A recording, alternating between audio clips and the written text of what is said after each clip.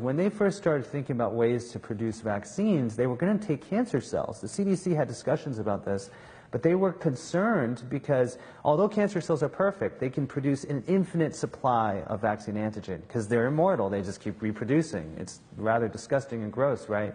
But they were concerned because they thought there could be a what they call oncogenic factor in there. That's cancer, so maybe if you grew these vaccines out of cancer cells, it could cause cancer. So they're, you know what, we're not going to use human cancer cells, we're going to use animal cells instead. And so they chose not to use cancer cells from animals, but regular animal cells, thinking, oh, well, this is safer. They didn't know at the time that there was this thing called reverse transcriptase, which is an enzyme that can take genetic information from another species and put it into the genome of a species like a human.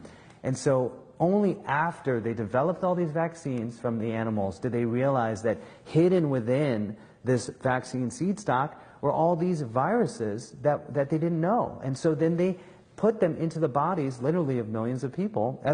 Simian virus 40 with oral polio vaccines was the first example.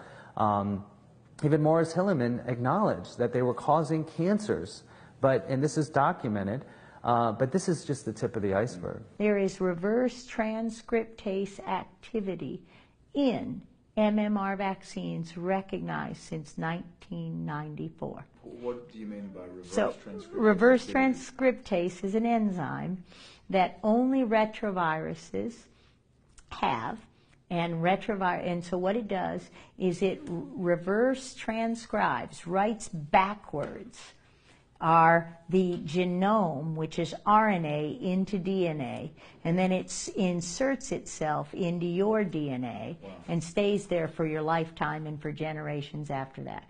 So reverse transcriptase is a hallmark of the presence of a retrovirus.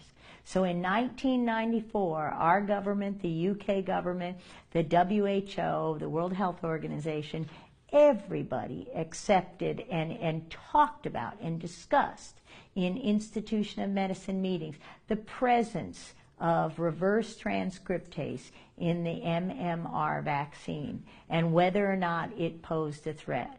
Well, fast forward to 2011, our work and the ramifications of our work said absolutely it makes a difference. And absolutely it makes a difference, absolutely it's there, and oh my God. It was the big oh my God moment in our book, In Plague, where we presented these data, and they basically said, we can't stop this, they're everywhere.